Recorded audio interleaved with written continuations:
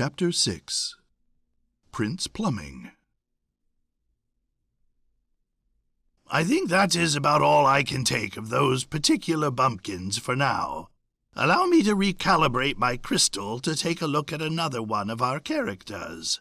One who might look more like he belongs in this story. Strange enough, while our heroes on the mountain find themselves at the base of a tower, so does gallant Roderick 3RG. Now, this particular tower was nothing like the mighty spire that I call home. No, my tower is at least twice as tall, with a much better view, and plumbing that actually works. It was even featured in better keeps and moats, thanks to my dragonfire furnace and my self-cleaning kitchen. Note: a dragonfire furnace will heat an entire tower for a week on a single dollop of dragon dung.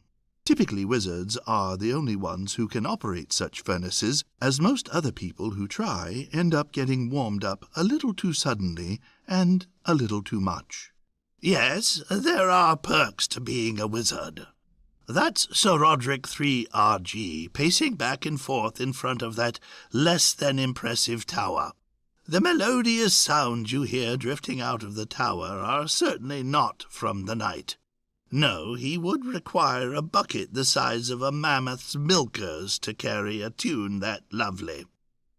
We join the night during a RAP, a rant already in progress.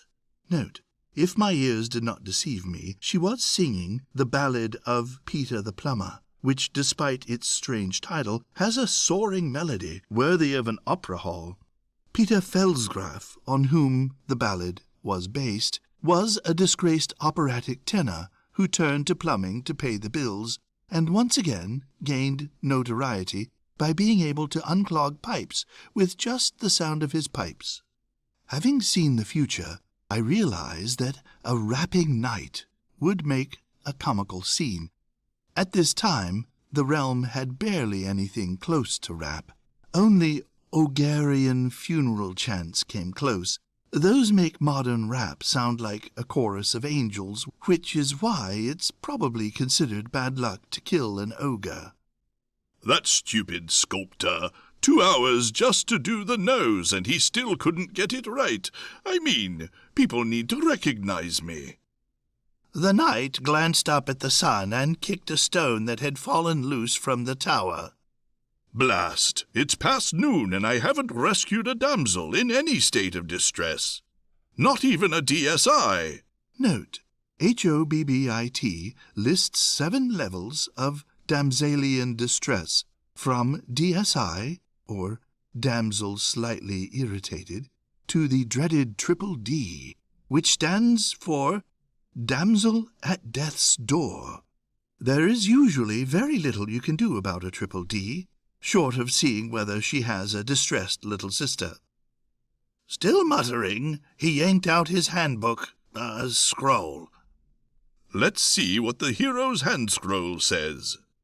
When seeking a distressed damsel, it may be helpful to seek in the following likely places: glass coffins? No. Dragons' lairs? No. Carriages made of vegetables? No. Towers, which may or may not be surrounded by brambles? Oh, well, what do you know? Roderick 3RG cupped his hands around his mouth and called up toward the singing. Fair maiden, it is I, Sir Roderick 3RG. Do you happen to be a damsel in distress? A maiden's voice, no longer singing, rang from the top of the tower. Yes, a great deal of it. Roderick 3RG flashed a hero's grin. Note: the HOBBIT defines this as showing both the upper and lower rows of teeth at such an angle that they catch the sunlight. It may or may not be accompanied by a heroic eyebrow lift. Roderick 3RG flashed a hero's grin and called up. Never fear! I shall save you presently, fair maiden. Would you bestow me with the sweet sound of your precious name? I'm Rosalia, but that should be on the work order. The gallant hero raised his hands toward her lofty tower window and cried, Well then, Rosalia, Rosalia, let down your hair. The maiden went silent for several moments. It's already down. I don't much like putting it up. Why do you ask? So I can climb up, of course. Rosalia's laughter crackled all through the air. Climb up? What kind of crazy plumber are you? A breath caught in Sir Roderick 3RG's throat, and he called up again when he had recovered. Pardon? Could you repeat that? I could have sworn you said plumber. I'm actually a prince. Right, Rosalia said. A plumber from Prince Plumbing. Note: slaying clogs since 1452. The gears in Sir Roderick 3RG's head spun wildly, threatening to overheat his already taxed brain. Note: yes, my crystal ball does come with X-ray vision and other various medical scans. No, not... It's not Prince Plumbing. I don't really care what plumbing outfit you're from. Just get up here, right now. The prince looked up at the tower and then back at his steed, probably weighing his chances of making a clean getaway. Then again, he wasn't likely to find another damsel in this much distress any time soon.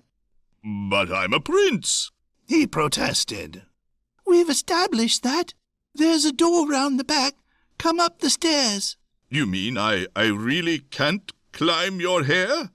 A flying shoe flew through the top window, missing Sir Roderick 3GR by a foot. Are you deaf?